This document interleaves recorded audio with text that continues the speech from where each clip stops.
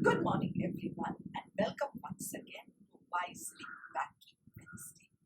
It is the second Wednesday of the month, and we are back here with Ajija Gushti Grandmasters. Once again, our story starts long, long ago, in the outskirts of a town, in a little forest like this. In this forest lived a handsome snake, Rudra. Yes, Rudra was a happy, healthy, compassionate snake. He woke up when the sun went down and he slept when the sun came up. You see, he was a nocturnal creature. He ate only when he was hungry and he killed for his own food. In that sense, he was an environmentalist. He maintained the balance of the prey and the predator in nature. Yes, he killed the rats who ate the grains from the granaries which fed the humans. So, in that sense, he was a friend of the humans. But the humans didn't think so. They felt he's a terrible snake. Rudra had just one problem. He had a terrible anger, a short fuse. So every time somebody said something that he didn't like, or every time somebody did something which he thought was wrong, he hissed, he bit. He was so angry. And then people said, "Oh, Rudra is such an angry snake." Nobody wanted to be friends with him. Everybody kept him away. So poor Rudra was all alone. He sat in his little hole, read his books, pretended he didn't bother, went on YouTube, sometimes on Facebook or on Instagram. He went for his night walks and kept himself healthy, but missed company. Then one day he came up with the idea. He said, "People don't give me attention like this.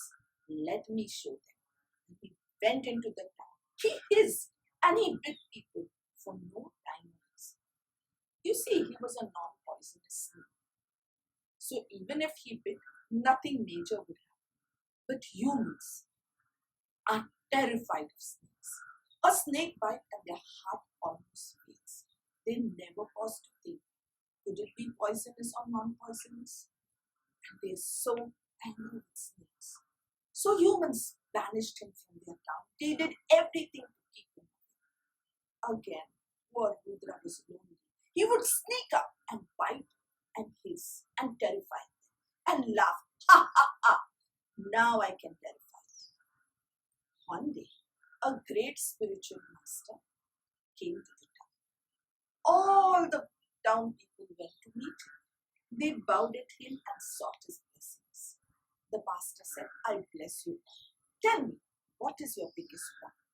And everybody in one voice said, "It is Rudra." The master said, "Who is Rudra?" He said, "It's a mean snake." The master said, "Come, take me to the snake." So the master, along with the town folk, came to Rudra's little home. The master, in a compassionate voice, said, "Rudra, where are you?" Rudra came out and said, "Oh, master." He bent down. "Please bless me." The master blessed him and said, "Dear Rudra, be calm, be quiet, don't bite. Your anger will destroy you and your peace of mind." Rudra said, "Yes, master." The master went away. Rudra remembered what the master had told him. The town folk were initially not believing this, so they stayed a little away. Later the news spread, Rudra doesn't bite, Rudra doesn't hiss. So the village children started throwing stones at the creature. Even adults threw sticks. It's as if they felt a sense of superiority. Rudra didn't do anything. He didn't even hiss. He started bleeding. He didn't do anything. He didn't even bite the rats for his food. He was hungry. He was bleeding. He was ill. He was dying. He didn't know what to do. A little girl was his friend. In her book, she had seen that snakes were given birth. So she brought a bowl of milk for Rudra. Rudra smiled and said, "Little girl, I don't drink milk." Then she ran home and brought a basket of fruits. And Rudra said, "I don't have fruits, little one." The little one didn't know what to do. So every morning she would come to Rudra, sit there beside him and pray that he can pray that the master come back and redeem this lovely little creature. The master came after a year and he asked the villagers, "Dear villagers, how are you?" The villagers smiled and said, "Oh master, we are so fine. Rudra doesn't trouble us anymore." The master said, "But where is Rudra?" The people said, "We don't know." The master said, "You don't know?" In that moment, the girl came running and said, "Master, master, I know where Rudra is."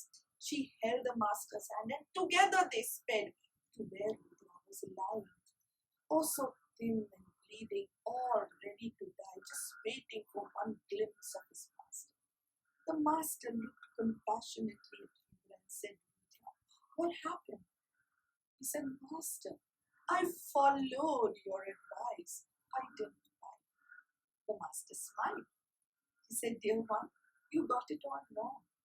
I said don't bite. I said don't get angry. Did I say don't hiss? I said don't go on an offensive. Did I say don't defend?" In a flash, it all became clear to our Rudra. The master, which is spiritual energy, healed the lovely sleep. He was healthy and happy again. From then on, when anybody came to trouble him, he hissed. He bit the rats only for his food. He didn't terrorize unnecessarily, and he was at peace with himself and the world. So, dear friends, stand up for what you believe. Defend yourself when it is necessary. Be firm. You don't have to be fierce. You don't have to let people bully you. You don't have to let people put you down and trample over you. Stand up for who you are and learn to defend what you stand